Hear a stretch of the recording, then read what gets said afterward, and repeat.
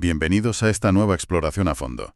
Hoy nos vamos a centrar en un tramo que es pura emoción, ¿no? La etapa final del Camino de Santiago. Efectivamente. Esos últimos 20 kilómetros, ¿eh? Desde Arca hasta la mismísima Catedral de Santiago. Casi nada. ¿La culminación? Tenemos para guiarnos unos apuntes muy detallados, la verdad. Describen el recorrido, los puntos clave, alguna anécdota. Es como tener una hoja de ruta muy precisa para este sprint final. Sí, parece una buena base. Y esa es un poco la idea hoy, ¿no? Desgranar juntos esta última parte, ver qué hitos hay, entender las tradiciones que la rodean y, señalar esos sitios interesantes que están justo antes de llegar. Vamos a sumergirnos en ello. Perfecto, vamos allá. El punto de partida, según leo aquí, es la parroquia de Arca, en Opino. Los primeros kilómetros, pues, lo típico de Galicia, eucaliptales. Sí, un paisaje conocido ya para el peregrino a esas alturas. Y se cruzan aldeas pequeñas, ¿no? Como Amenal, Santo Antón. Describen un terreno que pronto empieza a picar hacia arriba. Claro, se acerca al final y suele haber alguna subidita más. Exacto.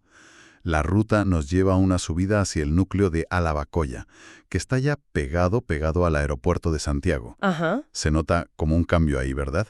El entorno ya empieza a ser diferente, la ciudad como que se huele. Sí, se presiente. Pero Lavacolla, como es más conocido, Lavacolla, tiene una historia bastante llamativa detrás del nombre, ¿no es así? Así es, sí. Y es muy interesante ver cómo algo tan práctico, una necesidad del peregrino de hace siglos, pues se convierte en tradición y acaba dando nombre al lugar. ¿Ah, sí?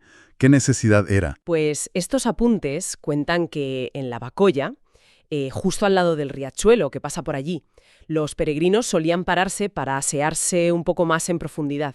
Ah, Antes de entrar en Santiago. claro. No era solo quitarse el polvo, ¿sabes? Era un lavado, digamos, más completo, una puesta a punto final. Entiendo. Y la etimología que sugieren las notas es muy curiosa. Apuntan a que lavacolla podría venir de lavacolea. Lavacolea. Suena bastante gráfico. Sí, una expresión, sin muchos rodeos, que haría referencia directa a la higiene de las partes íntimas. Caramba. Es un detalle muy terrenal, ¿verdad? Nos recuerda cómo era el peregrinaje de verdad, las condiciones reales, pero también subraya esa idea de llegar purificado física y espiritualmente ante el apóstol. Fascinante. ¿Quién diría que una parada para la higiene iba a dar nombre a un sitio tan clave del camino? Son estas pequeñas historias las que le dan chicha a la ruta. Totalmente. Y una vez superada esta parada, digamos, ritual de limpieza, el peregrino ya encara el siguiente gran momento emocional, la subida al Monte do Gozo. El Monte de Gozo, sí señor. Que es una colina modesta, ¿eh? Los apuntes dicen unos 380 metros, no es mucho, pero el significado es enorme. Claro. Es el sitio donde, por fin, después de kilómetros y kilómetros, a veces semanas, ves las torres de la catedral. A lo lejos, pero las ves. La primera visión. Se describe como el punto donde toda la emoción contenida, empieza a salir, ¿no? Porque ya ves la meta ahí. Y esa emoción, fíjate, tenía hasta su propio ritual. ¿Ah, sí? Cuenta. Menciona aquí la información que tenemos una costumbre muy bonita en los grupos de peregrinos que llegaban juntos, al primero que llegaba a la cima del Monte do Gozo y veía la catedral, se le aclamaba Rey de la Peregrinación. Anda. Rey de la peregrinación. Qué bueno. Un título honorífico, claro, pero que captura muy bien esa mezcla de esfuerzo personal y alegría compartida que tiene el camino. Sí, totalmente. Y conecta mucho con esa idea del camino no solo como búsqueda espiritual, sino también como un desafío, ¿no? Físico, mental, casi una pequeña hazaña personal. Sí. Y hablando de cosas más tangibles o de infraestructuras, es interesante el dato que dan aquí sobre la construcción en 1993 de un complejo enorme de albergues allí, en el Monte do Gozo. Ah, sí, el gran albergue. Eso es, refleja muy bien cómo ha crecido el camino en popularidad y cómo se ha ido adaptando, claro. Un complejo muy visible, la verdad. Marca mucho el paisaje desde allí. Y desde ese punto, ya quedan solo 5 kilómetros. Todo cuesta abajo hacia Santiago. El último tramo. La entrada a la ciudad, según detallan estos apuntes, se hace por el barrio de San Lázaro. Se deja a la izquierda otro barrio, As Fontiñas. Sí. Y aquí ya sí que se nota que estás en ciudad. Las notas mencionan mucha oferta de bares, restaurantes, servicios. El contraste con las aldeas de hace unas horas tiene que ser brutal. Sí, un cambio importante de escenario. Sin duda. Y a medida que avanzas, ya empiezas a pisar calles con nombres históricos. Por ejemplo, la Rúa Concheiros. El nombre ya lo dice todo, ¿no? Totalmente. Concheiros era, pues eso, donde se ponían los artesanos que hacían y vendían las conchas de vieira. Claro, el símbolo del peregrino. El emblema por excelencia. Intentar imaginar esa calle en la Edad Media, llena de talleres, el ruido, los peregrinos buscando su concha. Te da una idea muy viva de cómo funcionaba la ciudad, ¿no? Organizada en torno al camino. Los gremios marcaban las calles. Qué interesante esa conexión tan directa. Y después de Concheiros, la ruta sigue por otro sitio importante, el barrio de San Pedro. Ajá. Lo describan aquí como un barrio histórico y genuino, y es por donde se baja ya hacia la Porta do Camino. Una de las puertas de la antigua muralla. Exacto. Ahí ya se siente el peso de la historia bajo los pies, imagino. Claro, es que esos barrios de entrada, como San Pedro, y las puertas, como la Puerta do Camino, la Puerta del Camino, eran claves en las ciudades amuralladas. No solo para entrar y salir. No, eran puntos de control, de impuestos, de sanidad, de comercio especializado, como los concheiros que decíamos, y la Porta do Camiño era concretamente la entrada principal para los que llegaban por el Camino francés, que era el más importante. Así que cruzar ese punto, aunque ya no esté la puerta física. Sigue teniendo una carga simbólica fuerte, sí, mucha resonancia histórica. Y una vez pasada esa puerta simbólica, el recorrido ya es totalmente urbano. Callejear por el casco histórico. Los apuntes mencionan pasar por Casas Reales, una calle con soportales. Muy bonita. Y luego se llega a la Plaza de Cervantes, un sitio con historia también en la ciudad. Sí, fue sede del ayuntamiento antiguamente. Y ya el tramo final, por la Rúa da Acivechería. La calle del Azabache. Eso es, que desemboca directamente en la plaza norte de la catedral, la Praça da Inmaculada. Es la entrada, digamos, tradicional para los peregrinos. La más directa, sí. El final del camino físico está ahí mismo, a unos metros. Es la entrada habitual, sí. Pero, ojo aquí, los apuntes señalan un detalle importante, sobre todo si alguien planifica llegar en Año Santo Jacobeo. ¿Ah, sí? ¿Cuál? Pues que hay otra entrada alternativa, y con una carga simbólica muy especial. La Puerta Santa. La famosa Puerta Santa. Esa misma. Está en la Plaza de Aquintana, en la parte de atrás de la catedral, y solo se abre durante los Años Santos. ¿Y qué es un Año Santo, exactamente? Pues es cuando el día del apóstol Santiago, el 25 de julio, cae en domingo. Vale.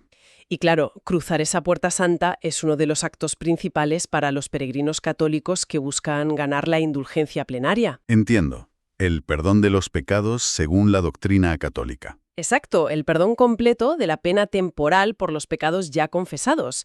Así que, para mucha gente, poder entrar por la Puerta Santa es como la culminación más profunda de su viaje. Es un dato clave si se busca esa experiencia específica. Hay que mirar el calendario. Muy bien explicado. Sí, señor. Un detalle fundamental para la planificación.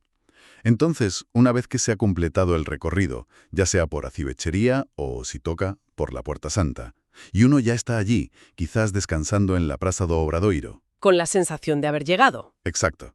Pero la experiencia en Santiago no ha hecho más que empezar, ¿no? No. Porque la ciudad es un monumento en sí misma, y las notas que tenemos también recogen algunos puntos de interés destacados. A ver, una vez en la meta, ¿qué sugiere esta guía que no hay que perderse? Veamos qué dice. Pues mira, curiosamente, vuelve a mencionar el Monte do Gozo, pero no por la emoción de la primera vista, sino por las panorámicas que ofrece de toda la ciudad. Una perspectiva diferente ahora que ya estás allí. Tiene sentido verlo con otros ojos. Luego, volviendo a la zona de entrada, en San Lázaro, destaca el Pabellón de Galicia, que es más moderno. Ajá. Y ya metiéndonos en el corazón monumental, hay un conjunto que parece muy importante según esto, el Museo do Pobo Gallego y el Panteón de Galegos Ilustres. Ah, sí, en Santo Domingo de Bonaval. Eso. Y subrayan que el Panteón está en la única iglesia gótica de Santiago. O sea, un sitio con mucha densidad histórica y cultural gallega. Muchísima. Es un lugar fundamental. Y justo al lado de ese complejo histórico mencionan una obra de arquitectura contemporánea muy conocida, el Centro Gallego de Arte Contemporánea, el CGAC, el edificio de Álvaro Siza. Exacto. Ese contraste llama la atención, ¿verdad? Sin duda, es fascinante ver cómo Santiago te recibe no solo con la catedral, sino con esta inmersión cultural tan potente y, sí, llena de contrastes. El eje Bonaval-CGAC es un ejemplo perfecto. ¿Por qué? Pues porque en pocos metros pasas de la etnografía, de la historia popular gallega en el Museo do Pobo, al recogimiento del Panteón, donde están Rosalía de Castro, Castelao, figuras clave. Figuras ilustres. Y de ahí das un salto a la vanguardia artística y arquitectónica del CGAC. Ese diálogo entre la raíz histórica profunda y la creación más actual es una de las claves de Santiago hoy. Entiendo. Refleja una ciudad que respeta su pasado, que está ligado al camino de forma inseparable, pero que también vive y respira en el presente. Ofrece una experiencia cultural muy rica, muy diversa, desde el minuto uno. Una dualidad muy interesante, sí. La lista de sugerencias sigue, ¿eh? Menciona la Capilla de Ánimas por sus retablos neoclásicos. Preciosos. También la Plaza de Cervantes, que ya nombramos, recordando que allí estuvo el ayuntamiento antiguamente hasta el siglo XVI. Cierto. Otro sitio con encanto que destacan es el Museo de la Casa de la Troya, esa recreación de la pensión de estudiantes de principios del XX. De la novela de Pérez Lujín. Eso. Parece como una ventana a otra época de la vida universitaria de aquí. Sí, tiene mucho encanto, es verdad. Y por último, se hace mención al impresionante monasterio de San Martiño Pinario. Imponente, sí. Lo describen como uno de los complejos monásticos más grandes e importantes de España. Y su fachada principal está justo enfrente de la fachada norte de la catedral, la de Acivechería. Exacto. Dialogan frente a frente. Su presencia es casi tan fuerte como la de la propia catedral en esa zona. Es que la concentración de patrimonio monumental, artístico, histórico, cultural en el casco viejo de Santiago es de verdad espectacular. Es como si, después de la experiencia más interior, más física del camino, la llegada a la meta fuera una explosión de estímulos. Una explosión, sí. Y lo admirable es cómo la ciudad, que nació para acoger al peregrino, ha sabido integrar esa función original con una oferta cultural enorme, que va mucho más allá de lo religioso. Es, como decías, el final de un camino físico. Pero el principio de otro viaje. Exacto, el umbral de otro tipo de viaje. Explorar una ciudad que es, en sí misma, un destino monumental. Qué buena forma de plantearlo. Hemos completado entonces nuestro recorrido virtual por estos últimos 20 kilómetros tan cruciales. ¿Sí? Ando por esa tradición tan curiosa y terrenal de la Bacolla, sintiendo casi la emoción de esa primera vista desde el Monte do Gozo. El escalofrío, casi. Y finalmente entrando en Santiago por barrios con tanta historia como San Lázaro, Concheiros, San Pedro, hasta llegar por esas rúas finales como Acivechería al corazón de la meta. Sí, y fíjate que lo interesante de esta etapa final es cómo condensa tantas capas del camino, ¿no? ¿En qué sentido? Pues hemos visto salir tradiciones muy antiguas, casi olvidadas, como lo del lavado en la Bacolla o lo del rey del Monte do Gozo. Cierto. Hemos tocado la historia en los nombres de las calles, en la memoria de los gremios, en la forma de la ciudad, y todo eso convive con lo de hoy. El albergue moderno del Gozo, la vida de una ciudad universitaria, los museos de arte contemporáneo junto a monasterios barrocos. Es verdad. Estos últimos kilómetros son casi como un microcosmos del camino entero. Una síntesis muy apretada de historia, leyenda, esfuerzo, espiritualidad, tradición y modernidad. Un microcosmos, me gusta esa palabra. Y esta reflexión sobre la síntesis final nos deja con una pregunta interesante, quizá para darle una vuelta. A ver. ¿Qué efecto tiene en la vivencia personal del peregrino esa transición tan brusca? Pasar en muy pocas horas de la soledad relativa de los caminos rurales, del ritmo lento de las aldeas, a meterse de lleno en el bullicio, la monumentalidad, la historia acumulada, la oferta cultural de una ciudad como Santiago, justo antes de llegar a la meta espiritual de la catedral. Es una buena pregunta. Intensifica esa llegada. La sobrecarga de significados. O a lo mejor la transforma de una forma inesperada, diluyendo quizá esa introspección final en todo el movimiento urbano antes de poder, procesar la llegada. Es una cuestión abierta, ¿no? Sobre la psicología del peregrino de hoy en ese último suspiro del viaje.